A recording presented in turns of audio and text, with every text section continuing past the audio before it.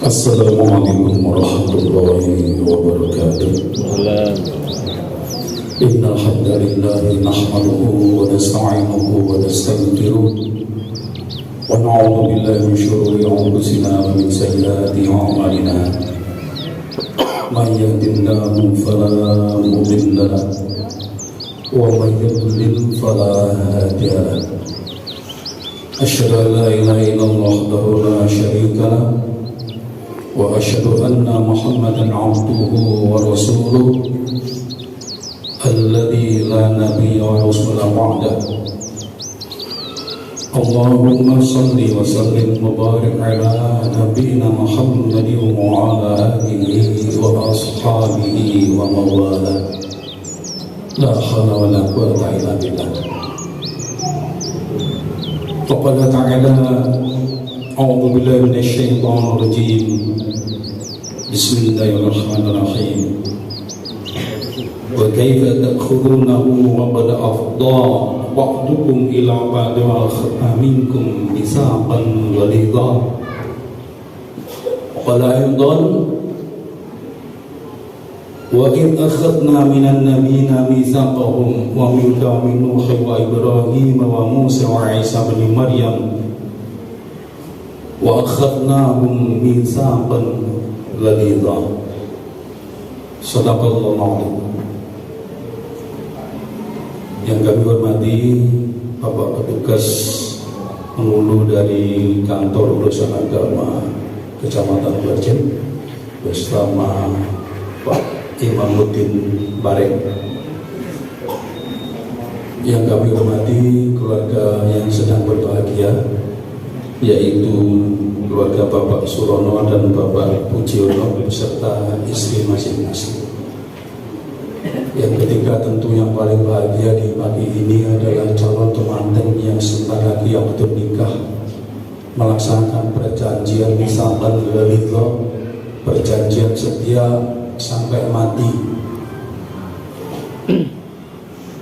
Tapi sebelum saya khutbah, saya tak tanya ke manten lagi, bahasa Arema bisa? Orang Malang asli atau Arema Madura? Arema asli. Karena Arema itu bisa Madura, bisa Madiun. Arema asli. Oke. Lagi mau tak tahu nih. Anak ingin ngangkat tapi antum ya. Ya.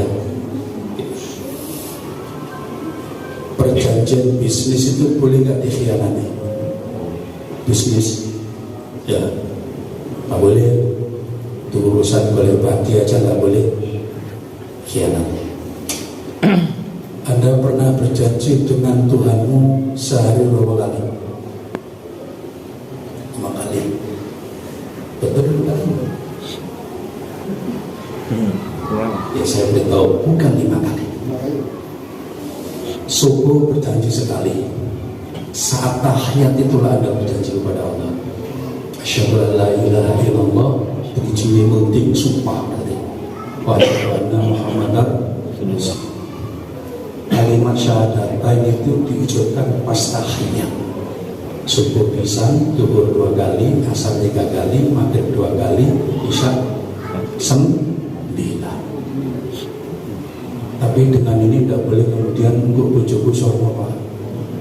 Dalam masna wa sulasa warupa 9 tidak boleh. Contohnya Kanjeng Nabi maksimal 4. Tapi si jaya tak dituju apa deh. Ya, oke.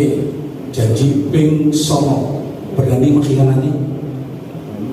Khianat pada Allah ya, nggak berani. Nah sekarang spesial perjanjian pernikahan itu di dalam Al-Quran tadi saya sebutkan 2 ayat. Kita bandingkan perjanjian pernikahan antara laki perempuan itu sebenarnya perjanjian antara Pak Surono untuk pasrah bongkoan tentang nasib anak sing jenenge Dinda Putri iku nang sampeyan. Pasti pakai basmalah, pakai bismillah, menyebut asma Allah. Mana yang itu?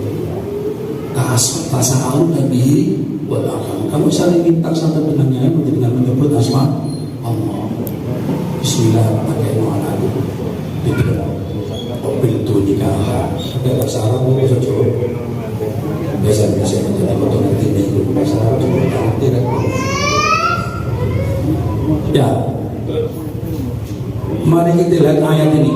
Perjanjianmu dengan Pak Surono dan tentu saja dengan calon istrimu. Nanti kalau sudah akad nikah berarti janji pada istrimu. Dipastikan lagi gue ngoco sih gue taklik. Nanti dibaca apa ya? Jangan dibaca berdua orang berdua ini saksi kakek.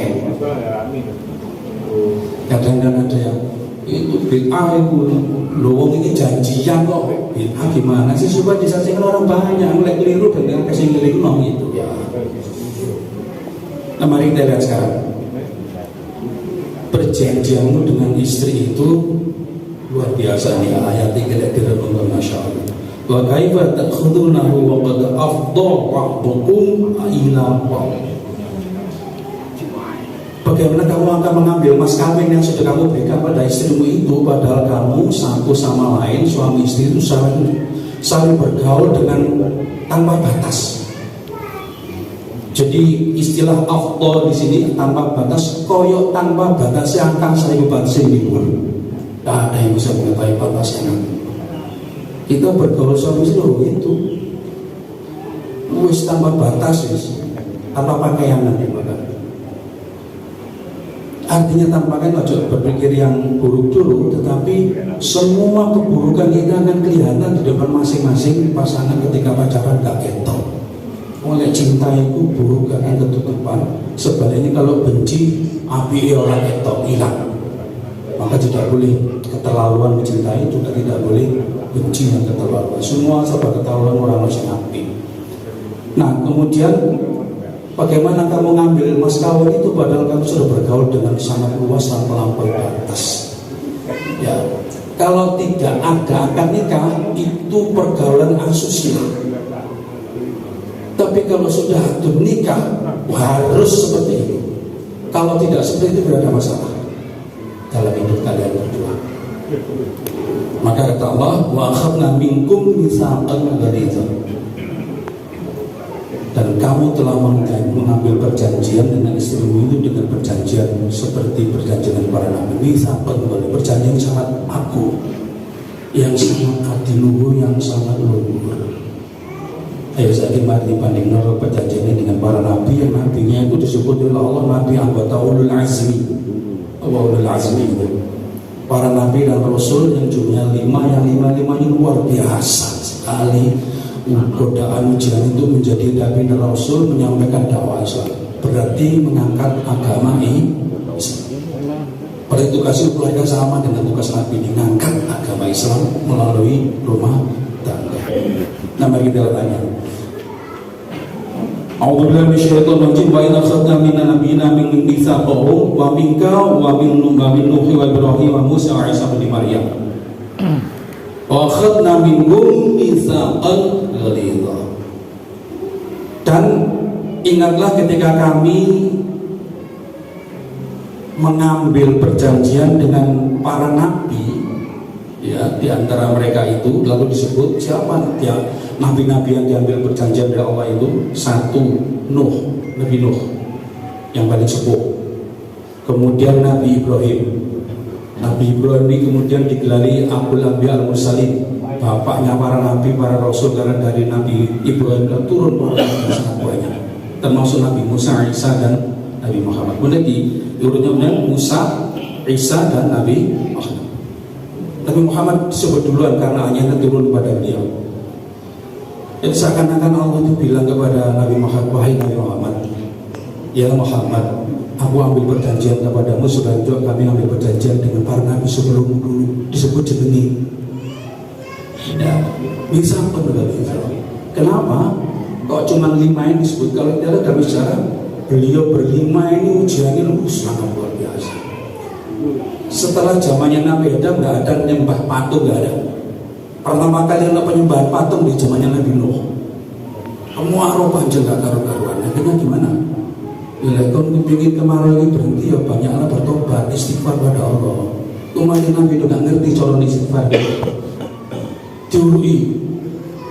Ya, ada yang manut, ada yang tidak.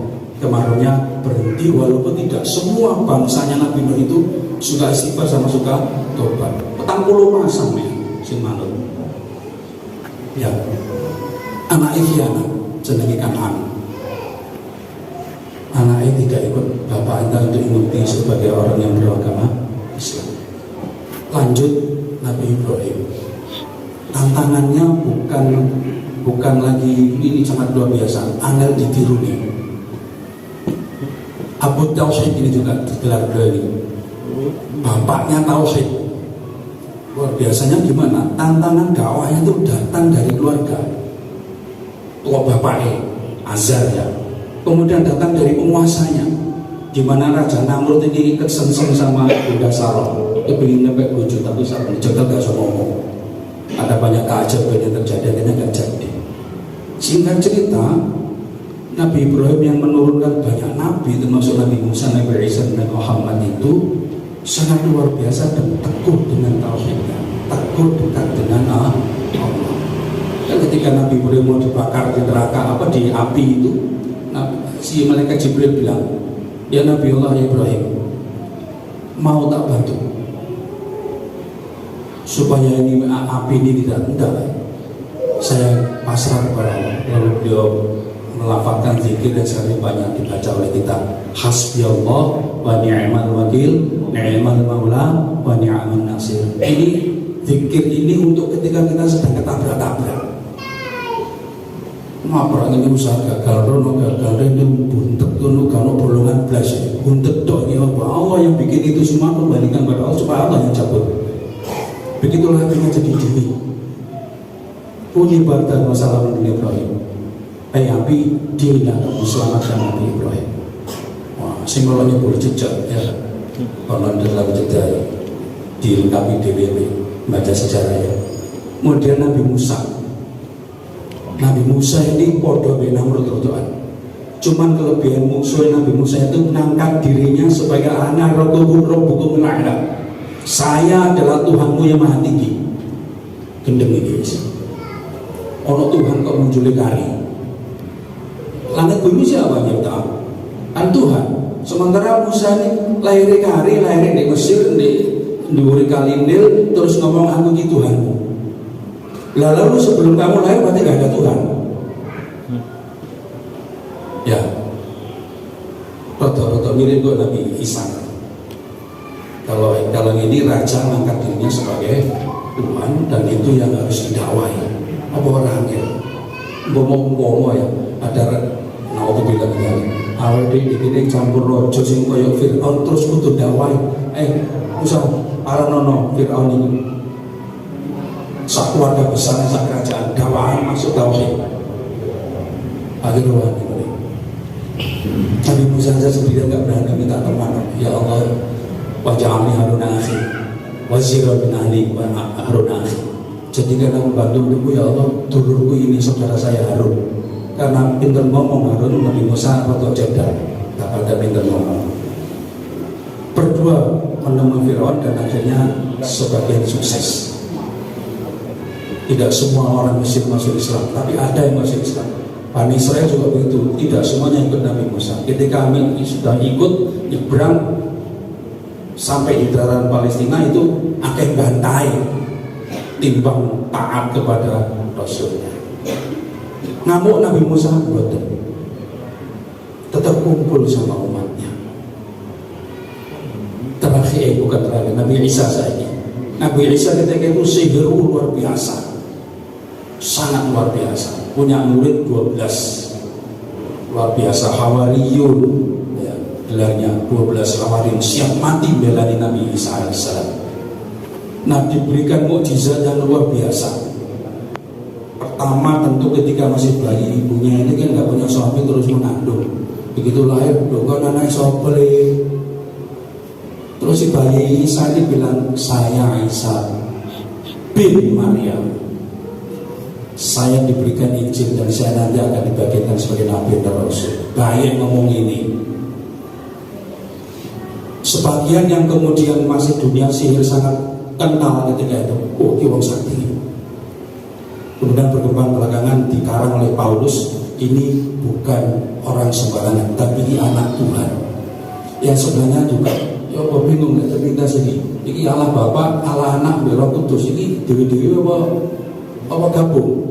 Ya enggak apa-apa, karo Agus itu Pak Agus itu ya Agus, pensiunan, ya tapi masjid, ya imam sholat. Pokoknya ngono, tapi wong siji. Nah, oke, pertanyaan berikutnya. Lek ngono saat dulu Yesus dilahirkan Bunda Maria itu Tuhannya ono loro, apa ini? Ketika anak Allah ini belum dilahirkan, terus Tuhannya itu gimana? Ikalah koyok Fir'aun mau lahir kari lalu mengklaim dirinya sebagai, tapi Nabi Isa tidak pernah mengklaim dirinya sebagai Tuhan. Yang mencap itu adalah Paulus CS lewat Konsili Vatikan dan seterusnya. Akhirnya ada profesi pesta Natal dan lain-lain. Dasar dulu kira. Nah, lalu apakah Nabi Isa ketika mendapat tantangan itu mundur dari perjanjian batin? Lanjut. Dan sampai akhirnya beliau diangkat oleh Allah. Kalau lihat cara orang Hindu kira-kira mukso ya, hilang dulu. Terus Yudas Iskariot diserupakan oleh Allah wajahnya dengan Nabi Isa dan akhirnya dia yang disalib. Jadi para Nabi Lima ini tidak mundur dari dakwahnya, tidak ada. Dan suami nanti menjadi dai dari keluarga ini. Dialah yang memimpin keluarga ini nanti. Terakhir bagi Nabi Muhammad SAW. Ini suri teladan yang paling baik dalam segala hal bagi kita harga mati ini. Baik dalam hal bertauhid, dalam hal beribadah, dalam hal hubungan karo manusia, karo segala macam, termasuk dengan alam, itu kita harus ittiba kepada Nabi, niru kanjeng Nabi sani. Kita bukan wali Allah, kita bukan yang paling banter wali murid ya, boleh sediana ya. Tapi tetap saja harus niat insun ini untuk membuktikan bahwa asyhadu an la ilaha illallah wa asyhadu anna Muhammadar Rasul. Ini sumpah setia kepada Allah, sumpah setia kepada Nabi Muhammad. Maka harus dibuktikan dengan pelan tapi pasti. Kalau kemarin bisa buktikan 5, besok dari rumah tangga ganti itu. Hari besok jadi 8, terus bertambah makin hari makin banyak ketaatan. Maka itulah sakinah. Saya tidak bahas kewajiban suami dan istri ikut ngaji di Misa. Bagus pintar itu dapatnya. Ya, cuma begini, peradaban mulia tanpa Islam tidak mungkin. Peradaban mulia itu pasti dibangun dari sebuah bangsa. Bangsa itu terbentuk dari suku-suku. Suku-suku bangsa terbentuk dari komunitas terbentuk dari keluarga-keluarga. Maka semakin kuat keluarga ini keislamannya dan jumlahnya makin banyak di negeri ini, maka berkah akan datang dengan sendirinya, automatically. Jadi misalnya kalau janjur itu, kita belajar sejarah para nabi itu semua jenis siksa Allah hampir semua jenis siksa Allah yang diberikan pada kaumnya para nabi yang kurang ajar pada nabinya masing-masing itu bentuknya gempa bumi. Ini saya tidak mengatakan Cianjur itu ngurni orang, tidak, karena saya tahu banyak orang soleh di sana masih. Ya, satu titik saja yang dibikin seperti luluh lantak, yang lainnya tidak. Ya Allah mau tadi biar kabeh Cianjur TS, enggak, hanya beberapa tempat saja sebagai titik pusat epicentrum gempa yang ada di daratan cuma 10 km titik pusatnya. Jadi sangat dahsyat tadi malam 5,56, lalu kemarin gempa susul 3,6, tapi geger guys. Karena di bumi, kalau kita alhamdulillah tidak gunung gede-gede, mesti gempanya yang lautan kono tekan kene orang patek kroso. Tapi kalau pantai selatan sana ya terasa betul. Nah, rumah tangga jangan dijadikan gempa. Rumah tangga harus diciptakan menjadi baiti jannah. Berarti misalkan Galizo ada nanti dengan istri dengan mertua, itu adalah bagaimana membangun peradaban Islami dimulai dari rumah tangga dengan cara menciptakan rumah tangga itu baiti jannah. Rumahku adalah surgaku. bersenang-senang dia tidak perlu nang senang biru, cukup di rumahku ini surga.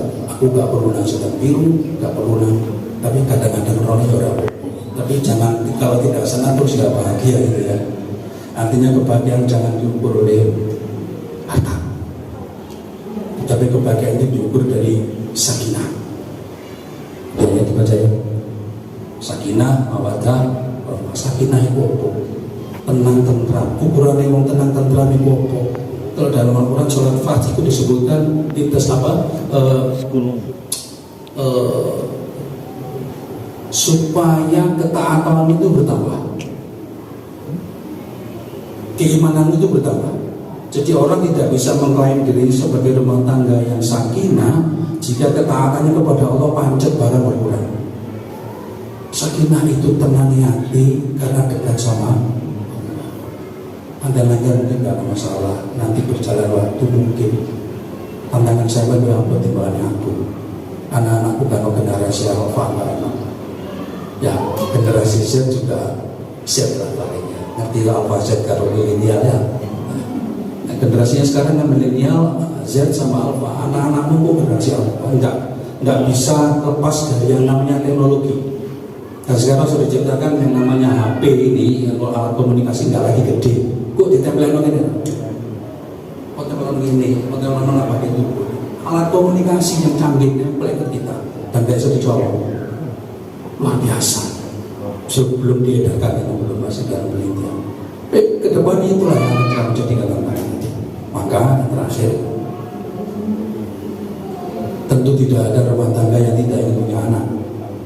Pasti seperti ayat yang dibaca seorang Isya pertama, kepala Medan, kemudian Kunjung, kemudian dari sepasang jadilah orang banyak. Inginnya pasti punya putra yang soleh dan solehah. Sewu Pak Kawa, menikah di halaman belakangnya ada doa hubungan suami istri, betul? Betul nanti, waduh, ya api aja begini. Kalau yang dulu itu di halaman paling belakang itu ada doa mantena, ada ya? Gak ada. Kalau nggak ada nanti nyuntuk dari bapaknya ya. Zaman ini seorangnya ya dengan saya kan nggak jauh ya usianya. Di surat nikah saya halaman paling belakang itu ada doa hubungan suami istri itu sokai ya. Jadi soalnya Bismillah ketika mantenan. Lega iso bengos itu terus jangan ini untuk ibu muda itu Pak. Ya masa tiap kali harus dibaca lega apa lewat dan susul apa dewi lewat kan apalan itu caranya ngono dibaca bolak-balik ya. Pek 10 insya Allah hafal minggu ya. Nah kalau itu doa dibaca apa? Bismillah. Allahumma jannibni syaitan wa jannibni syaitan ma razaqtana. Ya Allah jauhkan syaitan dari rezeki kau berikan padaku ini. Rezeki apa? Kenikmatan hubungan suami istri. Jauhkan itu syaitan. Kalau itu jadi bayi kata Nabi, lam nyatakan syaitan ada. Bayi itu akan susah daripada syaitan. Artinya gampang dididik. Itu lewat soal gede di sekolah. Sekolah itu mulai jadi PAUD TK itu mendengar ayat-ayat doa-doa yang nanti begitu sudah SD mulai ngomong guru Allah takut sholat perintah anakmu sholat pada saat umur 7 tahun berarti umur itu kudu wis pinter ngaji iso maca lafaz-lafaz doa-doa sholat kita kan umur 7 diperintah arek wis iso itu gede kumpulan yang keliru gak iso pasti. Bapak ibu ini mati bingung boleh mutit ini bareng karo mati ini bareng karo Pak ibu terus piye? Ya Din, lalu bilang ya Din, akan mutit ini sinom ya. Terus pindah tanjung. Ya itu untuk renungan kita kembalikan niatnya itu ibadah. Karena saya berjanji sebenarnya kepada Allah. Sebenarnya ini kepada Allah janji adanya atau nikah ini, tapi diwakili oleh orang tua dan nanti untuk ambil anak. Jadi tanggung jawab orang tua nanti sepenuhnya ada di dalam bunda dan untuk menjadi hamba Allah yang soleh, istrinya begitu juga dengan keturunan semua. Mudah-mudahan kebersamaan ini bermanfaat bagi kita sama yang mantan lawas, maksud saya berbicara dan benar makin sakinah, ukuran makin sakinah dalam makin taat pada Allah dan juga khususnya kepada calon pengantin. Assalamualaikum warahmatullahi wabarakatuh.